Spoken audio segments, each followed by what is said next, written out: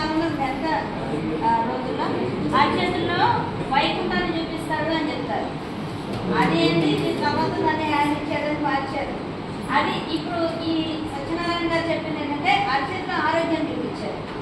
ఈ అర్జెంట్లో ఆరోగ్యము కరెక్ట్ ఆయన చెప్పింది ఏంటంటే ఈ పొలను పొలతో ఆరోగ్యం లేదా అర్జెంట్లో ఆరోగ్యం ఇట్లా అనుకుంటా ఉంటే that makes the pressure points to get activate. Activate అయినప్పుడు automatically the body system also will get activated. అది దాని వెనకాల ఉన్నటువంటి సిద్ధాంతం. These are the helping aids for our treatments. మనం ఏదైతే ట్రీట్మెంట్ చేసుకుంటున్నామో దానికి హెల్పింగ్ ఎయిడ్ ఉంటుంది.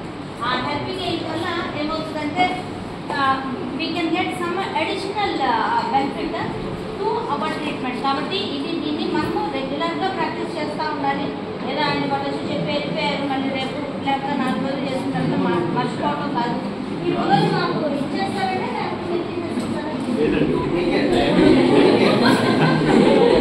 సరే మీ స్టాఫ్ కలవండి.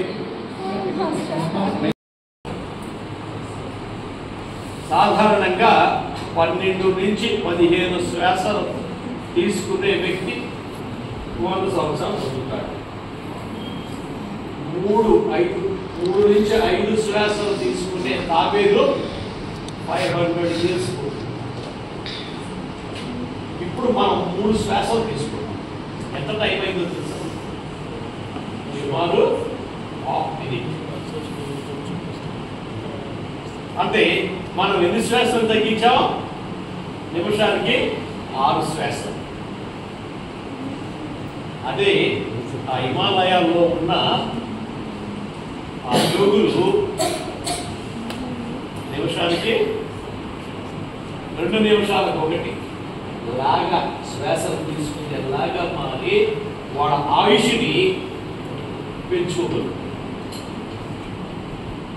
ఈ నమస్కార ముద్రలు ఓంకార ప్రాణాయామాలో అంతర కాలుష్యం తగ్గుతుంది, రక్త శుద్ధి జరుగుతుంది అని నిరూపించబడింది.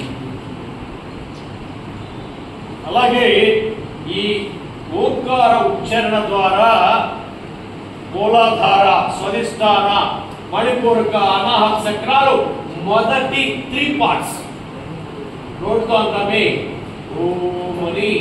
దాని ద్వారా ఈ 3 చక్రాలు 4 చక్రాలు చైతన్యం ఉంటాయి.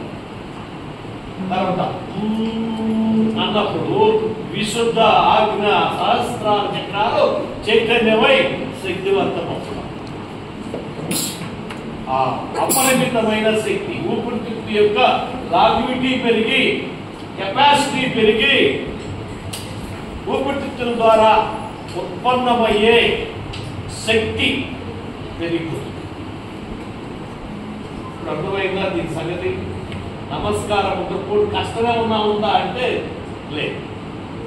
కష్టం తక్కువ, ఫలితం ఎక్కువ. దానికోసం ఉంగోవలసిన కూర్చోవలసిన కదా, సింపుల్. నువ్వు ఎట్లా ఉంటే అట్లా చిన్న ఇది.